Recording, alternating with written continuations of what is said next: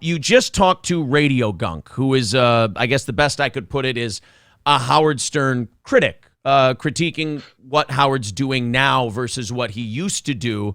And also, Hughezy Entertainment, by the way, is the name of the channel. Subscribe to it. The guest list is incredible, and it's a wide range of, different types of entertainment.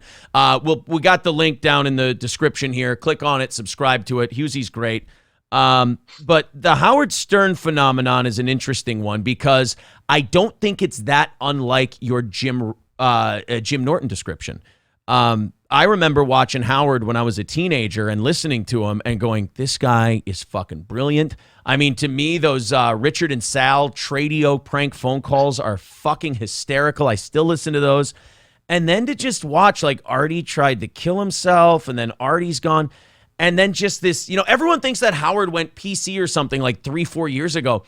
Honestly, I think it's been since like 2010. Howard's show has just been getting progressively more boring. And I almost feel like he resented Artie in a way, and him leaving allowed Howard to do what he'd wanted to do for a while now. Yeah, the greatest. It's funny you mentioned that because what was the episode? Oh, fuck. Do you remember the time they tried to do a prank on Artie where a girl came in and said she liked him, and Artie caught on to it immediately and turned on Stern? Yeah. That's the day to me that Howard Stern changed forever. Because Artie Lang, who's funny as fuck, he's a guy's guy. Yeah. Is like just coming up with all these hilarious lines and making Stern look bad, and Stern's comebacks are like, fuck off, Artie. Yeah. It's like, whoa, you sure got him, big nose. Nah, nice show, Howard. That's always been Howard's thing. Like, he's always found he's a more secure, not that he's the most, secure guy in the world, but he's a more secure Opie. He found really talented people, put them in the right places.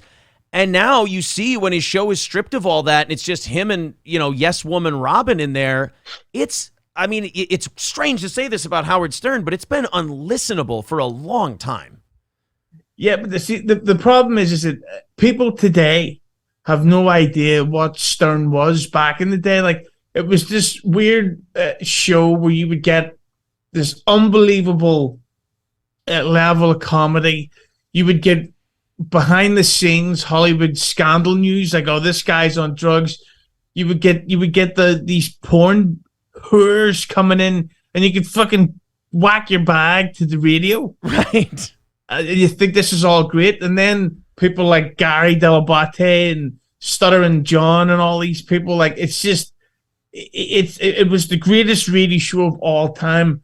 But when you go back and listen to Stern, like early stuff, like from the 80s and the 90s, you can tell now that he's always been a fake, even back then.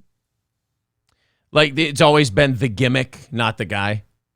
Yeah, he's always, like, in the 90s, as silly as it may sound, it was cool to be sexist and edgy and controversial. So, and he would be like, oh, I took a big dump this morning. I watched a hot chick and porn doing oral sex. And then you would think, yeah. But now Stern is doing what the masses want, and that's the woke shit of, like, Donald Trump is not a good president, and his hair is weird. And it's like, fuck. It's like, yes, we get it. That's why I think that radio / podcasting in general is dying. YouTube is a fucking shithole where they keep changing their rules every month of what you can and can't do. It's literally going to get soon to the part where you can only upload visuals of fucking flowers. Yeah. Well, I'll tell you this, man. We came from Twitch, and I have to take from my slightly different perspective. YouTube, I'll say this: you're right about all that, but thank Christ it's not Twitch. Twitch is fucking dog shit. It's terrible. I can't recommend enough. If anyone's watching this going, me and my friends want to fuck around and start a podcast, start it and Hughezy's right about the limitations. Start it on YouTube, because Twitch is a dumpster fire. Yeah, but the other thing, but the thing is, and we kind of mentioned them with Stuttering John. He's the perfect example of my whole theory is that this whole super woke liberal phase he's going through is because Stuttering John thinks that that's what Howard Stern wants. Really? And I think he feels that Stern will take him back at some point. He's basically like, he's the high school guy who never got over his girlfriend, despite the fact that the people that are in their late 20s now and they've moved on to college. Yeah. And he's still trying to, hey, we should meet up and catch up. Do you remember your favorite movie? And it's like, Yeah. like, well, when I was fucking 14, no, I don't want to watch Police Academy 3. Actually, I would watch that. Yeah, sure, of course. Just not with Stuttering John. Yeah, but you know, it's because of Stuttering John that I have any type of following. Really? Yeah, because I did an interview with him in 2018 or 19, and I had this basically the short version of the story is I was trying to interview anyone, and I was always a Stuttering John fan, so I'm not being like, oh, I'll take with anyone I can get. I did like him, and he agreed to do the interview on this day that I had this really bad back injury, and I just taken this new medication, and the pills didn't kick in until mid-interview. So I went from being like, so tell me about this to I was like fucking Vic Henley. I was like, ugh. You were like Kyle from Hughezy Entertainment at the end of his streams. Oh my God, that guy's fucking. Have you interviewed him? Yeah, a few times, but Yeah. he's really. I've been trying to get him back on. I had him on recently, and I watched him take a swig of something. And I literally looked down at OBS and I watched the clock and I went, in 15 minutes, I got to get the fuck out of here or I'm not going to be able to understand him.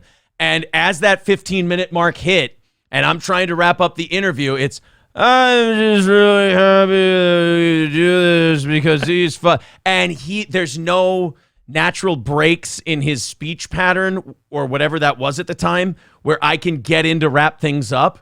And whenever he does, and I go, all right, hey, man, I want to thank you for coming in. That, like, just trying to bring the plane in for a landing. He's like, this is Brendan's lawyer. The shit. I'm like, fuck, no. So I sit back. Finally, I stopped fighting it. I let him just, spend the clip.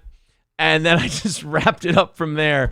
But yeah, Kyle, like, I'm not, and people go, oh, you're shitting on him. I'm not shitting on the guy. I think he's great. I think the stuff he's going through with Brendan is actually, as stupid as it sounds, important to what you and I do. And I support him in the thing completely. But yeah, when he starts taking a sip of whatever the fuck is in that styrofoam cup he drinks out of, you got about 15 minutes to get the fuck out of there. Yeah, I remember. I remember once watching his stream. And he picked up the microphone and tried to take his swig out of the microphone. And he knocked stuff over because he's like, It's endearing when he does. So okay, cross that off the list too. Here I thought I had somebody on here that you've never had. Okay, Kyle from Unique too.